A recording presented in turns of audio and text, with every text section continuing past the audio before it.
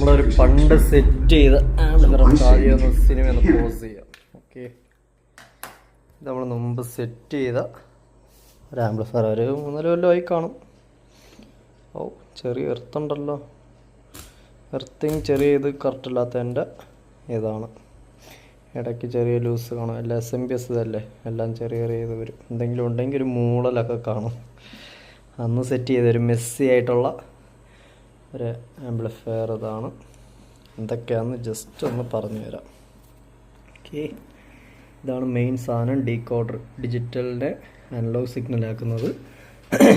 അതിൽ നിന്ന് നേരെ ഒരു സിമ്പിൾ വോൾട്ടേജ് ഇതായിരിക്കും ഇങ്ങോട്ട് വരുന്നത്. അത് നേരെ ഇതിൽ വന്നിട്ട് റിമോട്ട് കിറ്റ്. ഇവനാണ് വോളിയം പിന്നെ കൺട്രോൾ ചെയ്യുന്നത്. ഇതിൻ്റെ അകത്ത് വോളിയം കൺട്രോളോ ഒന്നുമില്ല. ജസ്റ്റ് ഡിജിറ്റലിനെ അനലോഗായിട്ട് ഇവിടെ കൊണ്ടുവരും.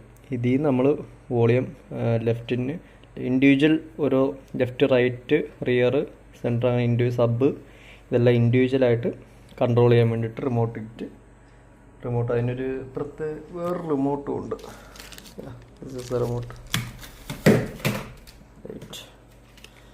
അതുകൊണ്ട് ഇതാണ് റിമോട്ട്, കോമൺ റിമോട്ടാണ്. എന്നിട്ട് അതിൽ നിന്ന് ഔട്ടാണ് നമ്മളെല്ലാ ആംപ്ലിഫയറിലോട്ടും ഇന്ന് പോകുന്നത്. ഇത് ഒരു ആംപ് ബോർഡ് 2 ചാനൽ, അതും ഒരു 2 ചാനൽ. ഇതിൻ്റെ അകത്ത് 5.1 ആണെങ്കിൽ ഇതിൻ്റെ അകത്ത് ഇരിക്കുന്നത് ആകെ 4 ചാനൽ ആമ്പ്. ഇതിൻ്റെ അകത്തുള്ള 2 ചാനലും 2 ചാനലും ക്ലാസ് D ആംപ്ലിഫയറാണ് രണ്ടും. ഇവിടെ വേറൊന്നായിരുന്നു വെച്ചിരുന്നത്, അത് അടിച്ചു പോയി. അങ്ങനെ പിന്നെ രണ്ടാമത് കയറ്റിയതാണ് ഈ ബോർഡ്. റിയറിന് വേണ്ടിയിട്ടും, റിയർ ലെഫ്റ്റ് റൈറ്റും ഫ്രണ്ട് ലെഫ്റ്റ് ആൻഡ് റൈറ്റുമാണ്. പിന്നെ ഒരു ചെറിയൊരു കൂളിങ്ങിന് വേണ്ടി ഒരു ഫാനും വെച്ച്. ഇത് മെയിൻ SMPS നമ്മളെ ഇതിനൊക്കെ ആംപ്ലിഫയർ, മെയിൻ ആംപ്ലിഫയറിന് വേണ്ടിയിട്ട് SMPS എത്ര ആംബിയർ ആണെന്ന് നോക്കട്ടെ.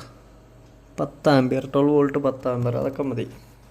12 വോൾട്ട് 10 ആംബിയറാണ് അതിന് ചെല്ലുന്നത്. അതിന് ഔട്ട് എടുത്തേക്കുന്നത് നമ്മളൊരു ബക്ക് ബൂസ്റ്റർ വെച്ചിട്ടുണ്ട്. കേട്ടോ, വെച്ചാൽ 12-ലല്ല, ഇത് 12-ലും വർക്ക് ചെയ്യും. 24 വരെ കൊടുക്കാം നമ്മളെ ഈ ബോർഡിൽ.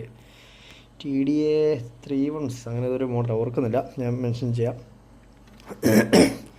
അതുകൊണ്ട് 12 വോൾട്ടൊന്ന് ബൂസ്റ്റ് ചെയ്ത് ഒരു 18 ആ ഒരു റേഞ്ച്, 18-20 ആ ഒരു റേഞ്ചിലോട്ടാക്കിയാണ് ഇത് രണ്ടിലും സപ്ലൈ കൊടുക്കുന്നത്. പിന്നെ ഇവനൊരു സപ്ലൈ വേണം നമ്മളെ ഡീകോഡറിന് 5 വോൾട്ട്. അതിനാണ് അതിൻ്റെ ഒരു SMPSൻ്റെ ഒരു ബോർഡ് പൊളിച്ച് വെച്ചേക്കുന്നത്. അത് നേരെ അതിൽ പോയേക്കുന്ന. പിന്നെ സപ്ലൈ വരുന്ന ഇവന് അളിയന് നമ്മളെ റിമോട്ട് കിറ്റ്. അതുകൊണ്ട് ഇതാണ്, ഈ റിമോട്ട് കിറ്റിനും സപ്ലൈ വേണം. അതിനും സപ്ലൈ പോയേക്കുന്നത് ഇതാണ്ട് ഈ എന്തുവാ ട്രാൻസ്ഫോമറാണ്. പിന്നെ നമ്മളെ സ്പീക്കർ പ്രൊട്ടക്ഷൻ കേട്ടോ, അതായി ഇരിക്കുന്നത്. അതിടയ്ക്ക് കംപ്ലൈൻ്റ് ആയായിരുന്നു, പിന്നെ മാറ്റി വേറെ ഇട്ടതാണ്. അതിനും ഒരു സപ്ലൈ ഇത് വേണം. പിന്നെ ആർക്കാണ് സപ്ലൈ? ഇവന് ഈ ഒരു ആമ്പിന് ഈ സപ്ലൈ ആണ് പോകുന്നത് കേട്ടോ. ഇതിന് സപ്ലൈ സെപ്പറേറ്റ് ട്രാൻസ്ഫോമർ വെച്ചേക്കുന്നത്. അന്ന് എന്തുകൊണ്ടാണ് അത് വെച്ചേന്ന് ഓർമ്മ വരുന്നില്ല. അതിൻ്റെ ആവശ്യം ഇല്ല, ഇവനിൽ തന്നെ കൊടുത്താൽ മതിയായിരുന്നു. എനിവേ കുഴപ്പമില്ല. അപ്പോൾ ഇതാണ് ഇതിൻ്റെ അകത്ത് പരിപാടി. അന്ന് നമ്മൾ ചെയ്തത് ഒരു 3-4 വർഷമായി. ഇതിപ്പം 2 ചാനൽ മാത്രം. നമ്മൾ സെൻറ്ററിന് വേറൊരു ചാനൽ കൊടുത്തത്, വേറൊരു ആമ്പിൾ പഴയതിരുന്നത് അടിയിൽ കൊടുത്തേക്കാണ്. സെൻറ്റർ ചാനലിൻ്റെ ആണ് ഇത് നമുക്ക് പണ്ടത്തെ ആംപ്ലിഫയർ നമ്മുടെ ചേട്ടൻ്റെ കയ്യിലൊക്കെ ഇരുന്നതാണ്. ഒരു 10-15 കൊല്ലം കൂടുതൽ പഴക്കം കാണും. ഒരു 100, 120, 150 വാട്ട്സിൻ്റെ ആംപ്ലിഫയർ ആട്ടോ. അത് സബൂഫർ ആംപ്ലിഫയർ ആയിരുന്നു. അതിൻ്റെ ഫിൽറ്ററായത്, അത് മാറ്റി കട്ട് ചെയ്ത് അല്ലാതെ കൊടുത്ത് ഫിൽറ്റർ മാറ്റി കഴിഞ്ഞാൽ നോർമൽ ആമ്പാവും. നോർമൽ ആമ്പിൽ നമ്മൾ സബൂഫറിൻ്റെ ഫിൽറ്റർ കൊടുത്താണ് സബൂഫർ ഇത് ചെയ്യുന്നത്. ഇതിപ്പോൾ അത് സബൂഫറിൻ്റെ ആമ്പായിരുന്നു, അത് മാറ്റി ഇപ്പം സെൻട്രൽ ചാനലിന് കൊടുത്തേക്കുക. എന്നിട്ട് നമ്മൾ ഐബലിൻ്റെ ഹോം തിയേറ്ററില്ലേ, അതിൻ്റെ സ്പീക്കർ 4 ohms വരണം. അപ്പം 2 പാരലൽ 2 സീരിയസും അങ്ങനെ ചെയ്ത് വെച്ച് വെക്കുക. ഇതിപ്പം 4 പാരലൽ സീരിയസ് ചെയ്ത് 8 ആവും, ഇതും 8 ആവും. സീരിയസ് ചെയ്ത് 8, ഇത് 8, എന്നിട്ട് അത് പാരലൽ ചെയ്ത് 4. അങ്ങനെ കൊടുത്തേക്കുന്നത്. അതിനെന്തെങ്കിലും ഇഷ്യൂ ഉണ്ടോ എന്നും അറിയത്തില്ല. ഇത്രയും നാളായിട്ട് വർക്കിംഗ് ആണ്. ഇതൊക്കെ പഴയ കുറഞ്ഞ സ്പീക്കറാണ്. അത് ലെഫ്റ്റ്, ഇത് അവിടെ റൈറ്റ്, ഇവിടെ എല്ലാ സാധനങ്ങളൊക്കെ ഇരിക്കുക. മുമ്പ് സെറ്റ് ചെയ്ത ബാക്ക്ഗ്രൗണ്ട് ലൈറ്റ് നമ്മളെ സ്മാർട്ട് ലൈറ്റ്, സ്മാർട്ട് LED ആണ്. ഇവിടെയും ബാക്ക്ഗ്രൗണ്ട് സ്ട്രിപ്പ് ഉണ്ട്. അത് വേറെ സെറ്റപ്പ് ആയിരുന്നു, അതിൻ്റെ കൺട്രോളെല്ലാം പോയി. പിന്നെ വേറെ കൺട്രോൾ വെച്ചേക്ക്, വൈഫൈയുടെ കൺട്രോളൊക്കെ ആയിരുന്നു, അതടിച്ചു പോയി. അപ്പം ഇതാണ് ആ സെറ്റപ്പ്. പിന്നെ സബ്ബ് നമ്മൾ ഇതിൽ നിന്ന് സബിൻ്റെ ഔട്ട് നേരെ വന്നിട്ട് ഒരു സ്പീക്കർ പ്രൊട്ടക്ഷനിൽ ഇത് വരും. നേരെ നമ്മളെ സോണിയുടെ ആമ്പിലാണ് വരുന്നത്. ഇതാണ് തീപ്പൊരി സാധനം. എത്ര രൂപയെന്നറിയാം? കളിനെ പുറത്തോട്ടെടുക്കാം ഒന്ന്. Okay okay okay okay okay yes. ഇതാണ് സബിൻ്റെ മോണോ ബ്ലോക്കാണ്. പവർ സപ്ലൈ, ഇതിന് supply SMPS കൊടുത്തേക്കുന്നതാണിത് അകത്തിരിക്കുന്നത്. 30 ആംപിയറിൻ്റെ 12 volt 30 ampere SMPS ആണ് കൊടുത്തേക്കുന്നത്. ഒരു സബ് വർക്ക് ചെയ്യാൻ ധാരാളം, കുഴപ്പമില്ല. ഈ ഒരു ലൂപ്പ് കൊടുത്തേക്കുന്നത് നമ്മൾ കാണുന്നുണ്ടോ? ഈ ഒരു ലൂപ്പ് കൊടുത്തേക്കുന്നത് ഒരു നോയ്സ് ഇത് വരുന്നത് അത് മാറാൻ വേണ്ടിയിട്ടാണ്. ഒന്ന് ന്യൂട്രൽ അതൊന്ന് ഇത് ചെയ്തത്. 600 RMS 500 RMS വരെ നമുക്ക് കിട്ടും 2 ohmൽ എന്ന് വെച്ചാൽ 2 സബ് കൊടുക്കാം. ഇതിപ്പോൾ 300-320 വാട്ട് RMSൻ്റെ സബ്ബാണ് പൈനിയറിൻ്റെ ചാമ്പ്യൻ സീരീസ്.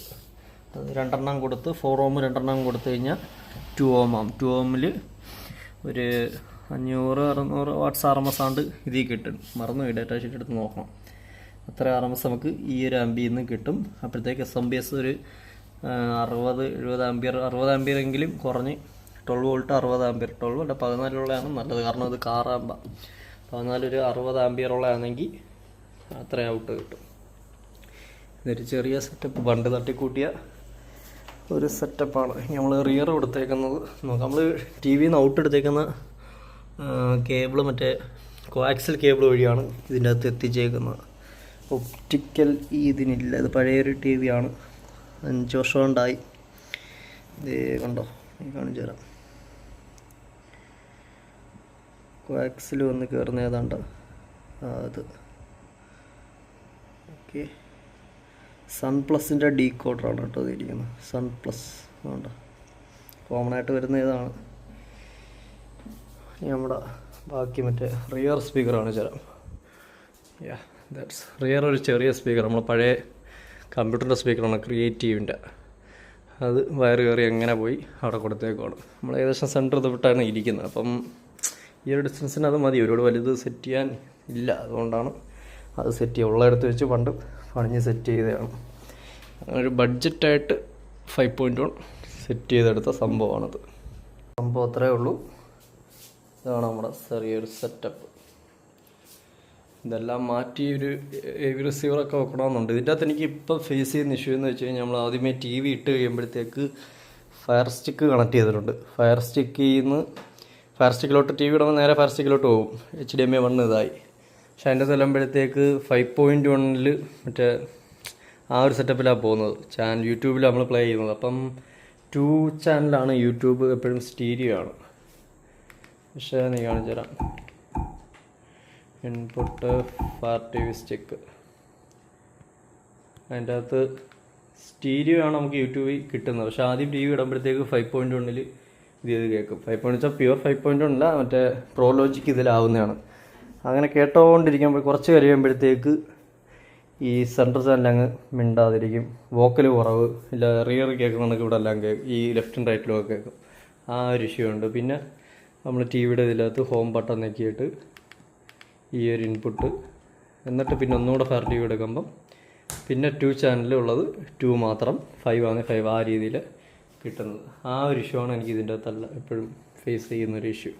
അത് എന്തുകൊണ്ടാണ് ഇനി ഡീകോഡറിൻ്റെ ഇഷ്യൂ ആണോ എന്തോ ആണെന്ന് കറക്റ്റ് അറിയാൻ വേണ്ടി. ഒന്ന് ഡീകോഡറിൻ്റെ ഇത്, അല്ല TVയുടെ ഔട്ട് വരുന്ന സിഗ്നലിൻ്റെ എന്തെങ്കിലും ഒരു ഇതായിരിക്കാം. അത്രയേ ഉള്ളൂ. ഇനി ഇത് സൗണ്ട് ക്വാളിറ്റിയൊക്കെ എങ്ങനെയുണ്ടെന്ന് വെച്ച് കഴിഞ്ഞാൽ തരക്കേടില്ല, അത്രയേ ഉള്ളൂ. ഈ പഴയ സ്പീക്കറൊക്കെ വെച്ച് ചെയ്യുമ്പോൾ അതിൻ്റേതായ ക്വാളിറ്റിയെ കിട്ടത്തുള്ളൂ. പിന്നെ ഇവനുണ്ടായതുകൊണ്ട് അങ്ങ് വിറച്ച് പോകുന്നു. അത്രയേ ഉള്ളൂ സംഭവം.